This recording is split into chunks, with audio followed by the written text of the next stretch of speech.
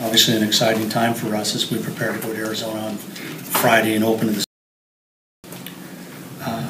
I think we're as well prepared to get going as you could possibly be when you can play in the Midwest. We've only had one night inside.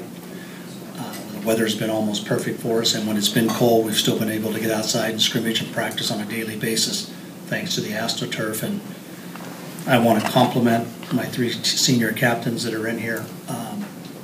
I feel like our leadership has been outstanding from those three guys. We're still one of the youngest teams in America.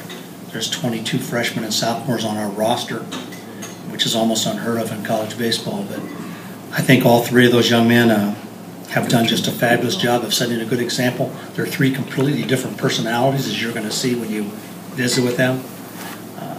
Kevin Kuntz is one of the quietest guys walking the planet.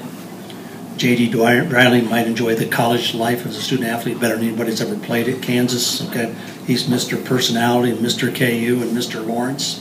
And then I think Alex DeLeon is Southern California swagger through and through. Okay, so they're three unique guys, but I think they've done a fabulous job of setting the tone for all the young guys in our program. Just to give you a little background on Nevada, they were co-champions of the WAC last year. Great scheduling on my part. The young man that's pitching for them on Friday night is predicted to be one of the top 15 picks in the professional baseball draft, and he's 92 to 97, and his agent actually called to tell me he was pitching Friday night and that Billy Bean, the general manager of the A's, was going to be in attendance. So I would imagine with spring training opening up and all those workouts at 9 o'clock in the morning and with us playing at 1 o'clock, I think there literally might be 50 to 75 guns behind home plate on Friday night. So it's a great opportunity for our program. It's an opportunity to take advantage of, and when you play in the Big 12 Conference, you get a power arm and a potential first rounder on Friday night. So we're going to find out early in the season what it takes to play at our level, but it's certainly something we're looking forward to, the challenge ahead. And I think that's certainly the strength of our club on paper. I think when in my 10 years I've been at KU, we've never returned all three weekend starters, and this is the first time that that's been the case. Frank Duncan will be a junior that pitched on Friday night last year and made all 14 starts or 15 starts that he had a year ago. The freshman Wes Benjamin did the same on Saturday. He's now a sophomore, and then Thomas Taylor's back pitching on Sunday, and then we've returned Tanner Poppy to a starter's role, whether it becomes on the weekend or back as the midweek starter, which is what he did as a freshman and a sophomore. So on paper, that's four of the most impressive guys that we have had. At the same time, those guys got to get better too, and that's, I think, the key in the development process.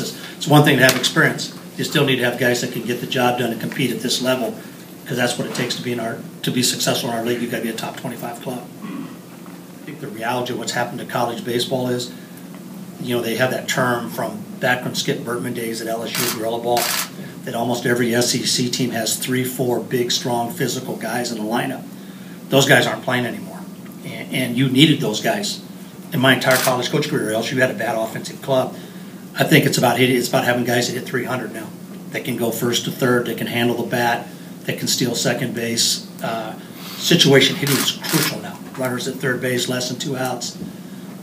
I actually kind of like the style of change that's taken place. You have to go back and almost play with a wood bat mentality. But as far as power numbers, the only guy that we really have that has any power potential is Alex DeLeon. He's a guy that's got a chance to hit between 5 and 10, depending on the kind of year he has. McKay has some pop. Dakota Smith has some pop. But I think the reality is I think our goal is more about hitting 300, close to it as a team. Because now if you hit 280, you're a good offensive club now. It used to be if you hit 280, you were awful. So we'll talk to you guys a little bit about the pitchers and the catchers. Like Coach Price said, it's pretty fun to have guys back with experience. Having Duncan going Friday, Wes Benjamin, who's a sophomore now, who had 15 starts as a freshman last year, pitching on the Saturday, and then the two seniors going Sunday and the midweek, and in this case going Monday. So pretty exciting. It's a fun group. It's been a really fun group so far. They're working hard. They're doing everything we're asking them to do, and should be a fun group to watch. The biggest thing the last year we saw was when we played Texas A&M. Their outfielders were all incredible athletes, and this year I would compare our outfield to what they had. You have 3 guys in outfield now, with a 4th in Joe Maroney that will run down the ball pretty much wherever it's hit.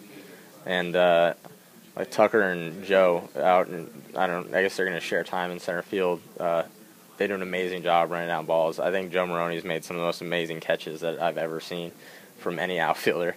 And just having that kind of in your back of your head, knowing that those guys are behind you, makes you more comfortable to make the kind of pitches you want to. And instead of missing away, you have a little bit more freedom to miss over the white and fill up the zone more.